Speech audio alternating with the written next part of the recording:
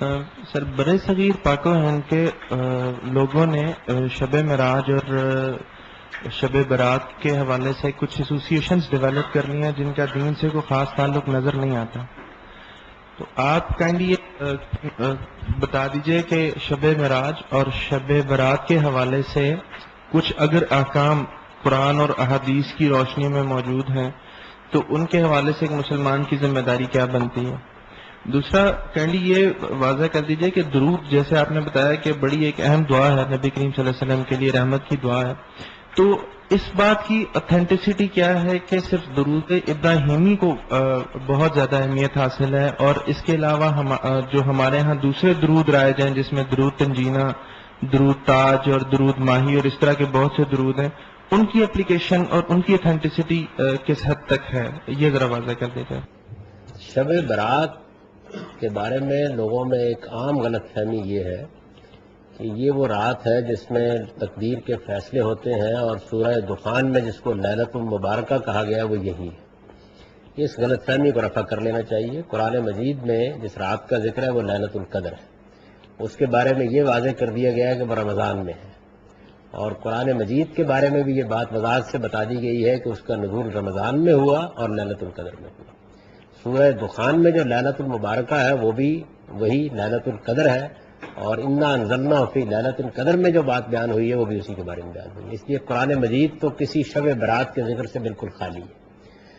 حدیثوں کے اندر بھی صحیح حدیثوں میں کوئی بات بیان نہیں ہوئی. ایک واقعہ بعض روایتوں میں بیان ہوا ہے کہ سیدہ نے یہ دیکھا کہ نبی صلی اللہ علیہ وسلم رات کے وقت بستر پر نہیں ہے، تو آپ ان کے پیچھے حرم قبرستان تک گئیں پیچھا کرتی ہوئی، اور آپ نے دیکھا کہ آپ وہاں قبرستان میں لوگوں کے لیے دعا کر رہے ہیں. یہ روایت ہے.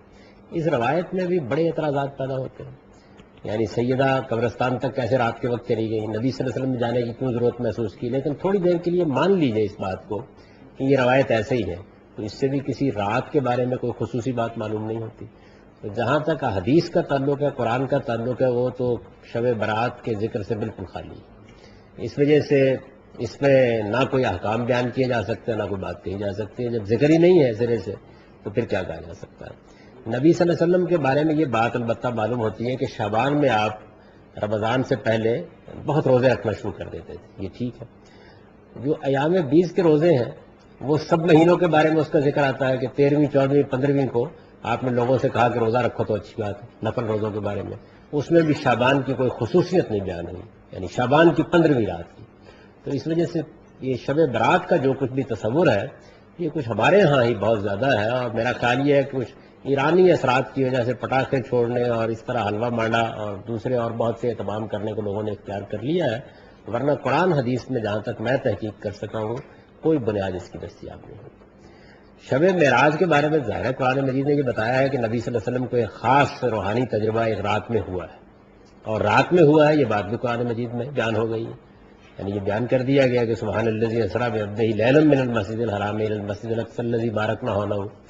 تو اس وجہ سے اس کے ایک واقعہ ہونے میں تو کوئی شبہ نہیں ہے، لیکن کیا اس کے ساتھ کوئی عبادت خاص کی گئی ہے یا کسی عبادت کی ترغیب دی گئی ہے؟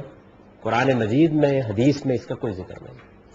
صحابہ کرام جو نبی صلی اللہ علیہ وسلم کے تربیت یافتہ تھے ان کے بارے میں بھی کسی جگہ کوئی ذکر نہیں آتا کہ وہ اس رات کا کوئی خصوصی اہتمام کرتے تھے یا اس کو مناتے تھے یا اس میں کوئی عبادات خاص طور پر کرتے تھے. اس کا ہرگز کوئی ذکر نہیں.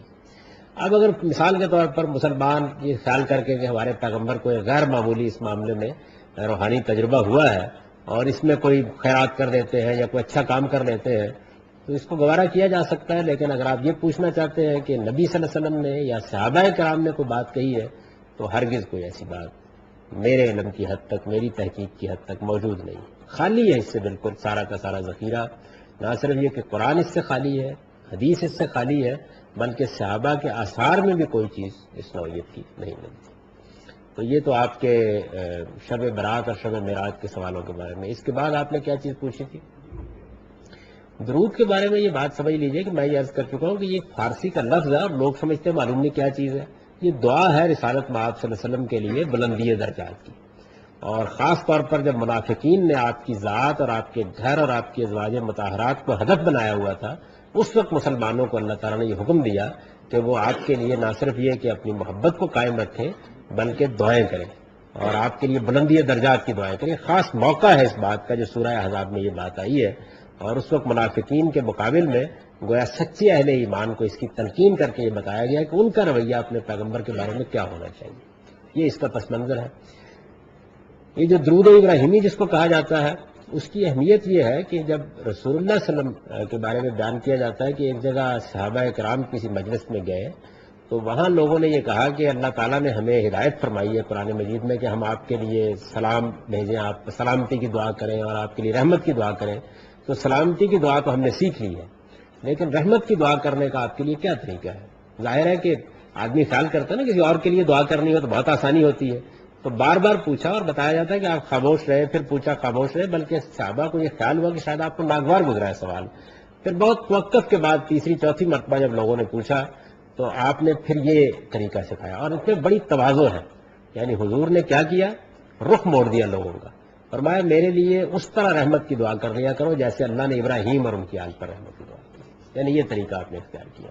تو یہ در حقیقت ایک بڑا غیر معمولی معاملہ ہے، اور اس وجہ سے اگر یہ طریقہ اختیار کیا جائے تو یہ پیغمبر کا بتایا ہوا طریقہ ہے.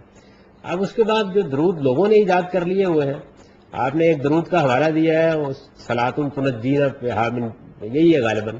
میری تو سمجھ میں نہیں آ سکا وہ کیا چیز. یعنی عربی کے لحاظ سے بھی اس کے اندر بڑی خامیاں ہیں.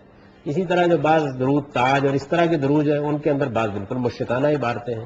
تو اس سے بڑا اجتناب کرنا چاہیے. زیادہ اچھا یہ ہے کہ جو اللہ کے پیغمبر نے آپ کو بتایا ہے طریقہ، اس کی آپ پیروی کرتے ہیں. دین میں چونکہ احتیاط کی ضرورت ہوتی ہے تو اچھا یہی ہے کہ اس کی پیروی